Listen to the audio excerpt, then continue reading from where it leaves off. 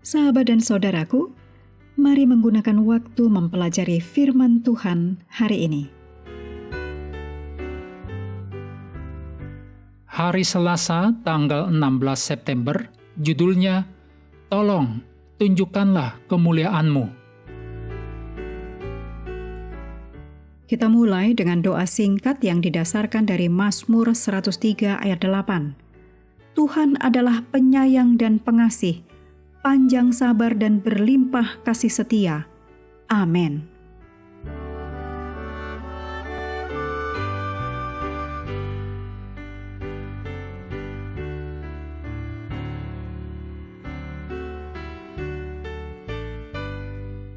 Setelah kemurtatan anak lembu emas, Musa bersyafaat bagi umat Tuhan dan ingin diyakinkan bahwa Tuhan akan terus memimpin mereka ke tanah perjanjian.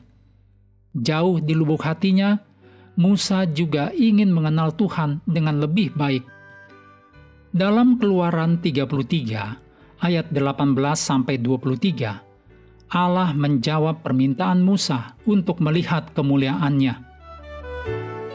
Tunjukkanlah kemuliaan-Mu kepadaku, pinta Musa kepada Tuhan. Dalam belas kasihan-Nya, Tuhan memang memperlihatkan kemuliaan-Nya kepada Musa. Namun, ketika menjawab permintaan Musa, Tuhan berjanji untuk menunjukkan kebaikan-Nya kepadanya. Kita dapat dengan aman menyimpulkan bahwa kemuliaan Tuhan adalah kebaikan-Nya, yaitu karakter-Nya. Yang ditulis dalam buku Alfa dan Omega, jilid 7, halaman 488, dan buku Membina Kehidupan Abadi, halaman 319. Juga Alfa dan Omega, jilid 3, halaman 256 dan 257. Adalah kemuliaan Allah untuk memberikan kebajikan-Nya kepada anak-anak-Nya. Ia ingin melihat manusia mencapai ukuran yang paling tinggi. Demikian ditulis dalam buku Alfa dan Omega, jilid 7 halaman 488. Kemuliaan Tuhan adalah merangkul orang-orang berdosa yang bertobat. Ditulis dalam buku Alfa dan Omega, jilid 4 halaman 255 dan 256. Dan menyediakan segala sesuatu yang diperlukan untuk mengubah mereka.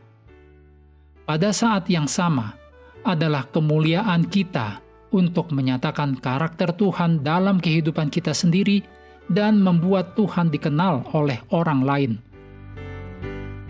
Cerminkan karakter Tuhan, kebaikan, kemurahan, dan kasih-Nya yang lembut harus terlihat dalam tindakan kita. Dengan cara ini, kita memiliki kesempatan untuk tidak hanya menjadi berkat bagi dunia, tetapi juga menjadi cahaya yang bersinar bagi alam semesta. Seperti yang dikatakan oleh Paulus di dalam 1 Korintus 4 ayat 9, sebab menurut pendapatku, Allah memberikan kepada kami para rasul tempat yang paling rendah, sama seperti orang-orang yang telah dijatuhi hukuman mati. Sebab kami telah menjadi tontonan bagi dunia, bagi malaikat-malaikat, dan bagi manusia. Dimensi kosmik ini memberikan makna dan tujuan bagi kehidupan dan pelayanan kita yang hampir tidak dapat kita bayangkan. Dalam Roma 2 ayat 4, Paulus berkata bahwa kemurahan Allah ialah menuntun engkau kepada pertobatan. Artinya, kebaikan dan karakter Allah lah yang meyakinkan manusia akan keberdosaan mereka dan kebutuhan mereka akan keselamatan. Memang, ketika kita melihat salib dan mengetahui siapa yang ada di salib, yaitu Tuhan sendiri, dan mengapa Tuhan ada di salib, yaitu karena Tuhan mengasihi kita, dan ini adalah satu-satunya cara untuk menyelamatkan kita, maka kita mendapatkan pernyataan yang paling besar tentang kebaikan dan karakter Tuhan.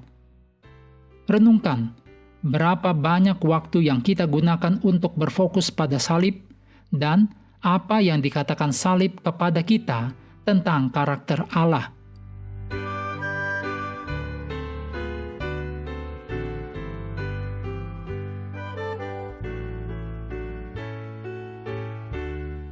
Mengakhiri pelajaran hari ini, mari kembali ke ayat inti, Keluaran 34 ayat 6 dan 7. Berjalanlah Tuhan lewat dari depannya dan berseru, Tuhan, Tuhan, Allah penyayang dan pengasih, panjang sabar, berlimpah kasih setianya dan setianya, yang meneguhkan kasih setianya kepada beribu-ribu orang, yang mengampuni kesalahan, pelanggaran, dan dosa. Tetapi tidaklah sekali-kali membebaskan orang yang bersalah dari hukuman, yang membalaskan kesalahan bapa kepada anak-anaknya dan cucunya, kepada keturunan yang ketiga dan keempat.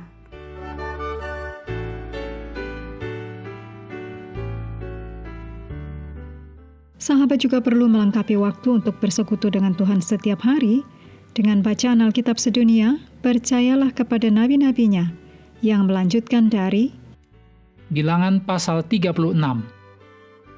Tuhan memberkati kita semua.